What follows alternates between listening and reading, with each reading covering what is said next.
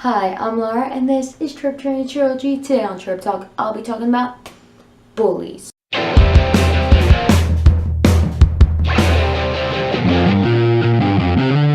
The definition of a bully is someone who uses strength or power to harm or intimidate someone. However, for the sake of this Trope Talk, I'm going to specify that if your character is an evil emperor, a serial killer, or just generally trying to kill your protagonist, that they are more of a villain than a bully, and that they are not in this category. I'm talking about the mundane bullies, like the jerk jock, the queen bee. I'm going to be explaining why I personally find most bullies in fiction to be very hit or miss.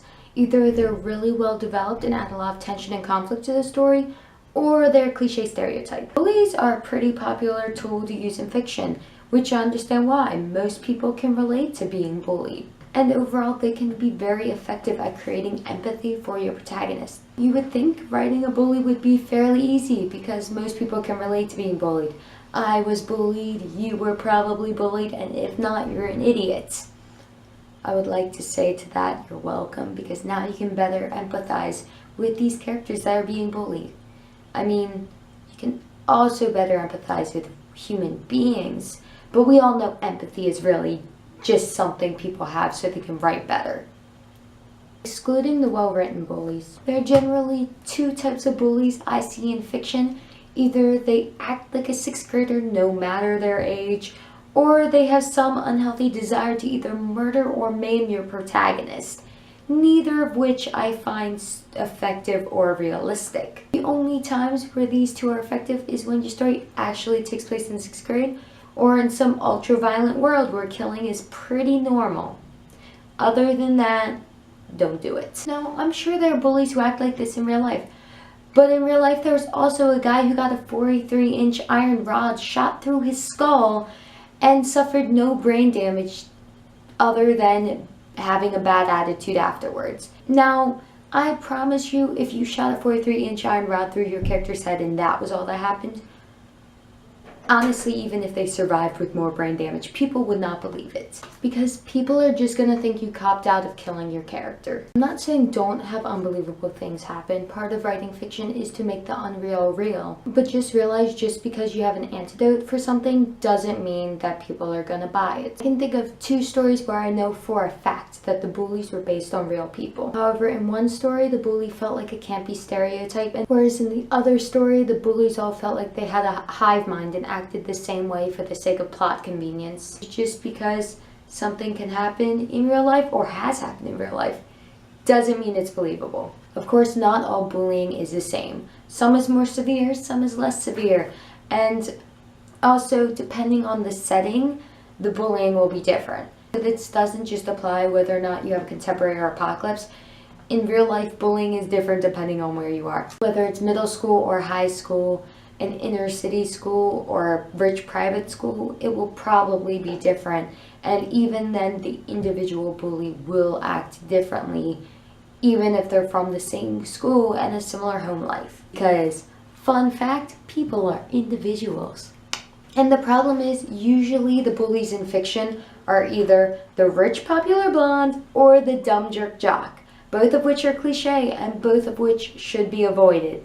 Now, I'm not saying you can't give a bully character blonde hair or make them athletic, but there should be more to them than that. I remember reading a book that took place in college where there was a dumb blonde rich bully who acted like a middle schooler and said, "Oh my god," at the beginning of every sentence. Don't do that. Because I appreciate tropes, I like to analyze them, but it's also important to know that when a trope's overused, it becomes cliche, and cliches are poor writing. And the best way to avoid a cliche is to develop your characters well. The thing is, bullying is bad, but bullies are also human, and a one-dimensional cliche that says things like, "I'm gonna get you," or "I'm gonna ruin your life" isn't realistic or believable. I want to empathize with your protagonist, but if your bully is so much of a joke that they come off as cringy or laughable, I'm gonna be too distracted to care. However, despite the fact I want your bullies to be realistic, I also don't recommend you base them off of real people, especially if they bullied you personally. Because I've read that before, and it's cringy AF. Because this usually results in a caricature of all their negative qualities within a story that seems to be some disturbing tribute of revenge that I did not sign up for. I've also read stories where the bully has an unhealthy obsession with the protagonist, literally tries to kill the bully. Another one where the bully hires someone to attack a character, but then when the same character is attacked by someone they didn't hire, they feel bad about it. And all these stories were regular school settings, and all the bullies' behavior was a bit extreme for the setting. And all the bullies were still treated as if they were regular bullies, as opposed to extremely violent and sociopathic, which is what they felt like. Now, I'm not saying don't make your bully go extreme. If your setting is really extreme, it's a lot easier to have really extreme bullies. But have your characters react to it for how extreme it is, and don't treat trying to murder someone as the same thing as calling someone a mean name. In concluding your bully subplots, I recommend having the retribution be proportionate to what they've done. So if the bully just calls your characters mean names, I recommend not killing them because that seems a bit extreme. Honestly, I found the most satisfying way to conclude bully subplots is to have the protagonist be successful and prove the bully wrong, not to kill the bully. So before I conclude this, I'd like to name several bullies I thought were done really well. One is Malfoy from Harry Potter, then several from Divergent, and a third one is Horace from The Ranger's Apprentice, who I love. The reasons I think these bullies were done well is because 1, they weren't made over extreme, and 2, they fit their setting. So reading Harry Potter, it gets more extreme with each book with how much the evil comes into play versus the school. The thing I think Malfoy does pretty well is the fact that he says pretty horrible things, but when push comes to shove and he's expected to do horrible things, like kill people, he doesn't want to do it, and it actually makes him very upset.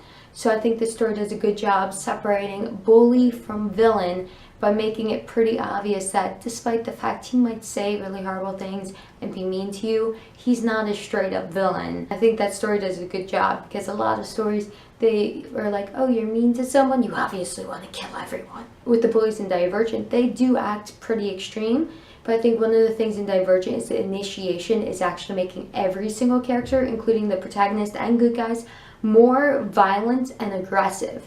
So the fact that the bullies are becoming more violent and aggressive throughout the story, just like the protagonist is also becoming more violent and aggressive, is very fitting to the setting and kind of demonstrates how the initiation process is affecting them as individuals. And the third one, Horace from The Ranger's Apprentice, he actually is one of the main characters, and you get to see what happens to him too. So I feel like, again, I'm not sure if I'd say he's a bully for the whole series, but he definitely starts out as one, and I love him, and he definitely feels like an individual over just a convenient bully, and I love him. To conclude this, if you want to create a bully character, you should first create them as an individual with their own fears and desires, faults and attributes, because just like your villain should think that they're the hero, the bully should think they're in the right. Because honestly, I like a good bully character. If you want to bully, I recommend that you think of them as an individual and don't base them off of people you want to write a revenge fic of or on high school rom-coms. And if you take this into account, hopefully when you write a bully character, it'll be awesome. That's all I have to say for now. Later!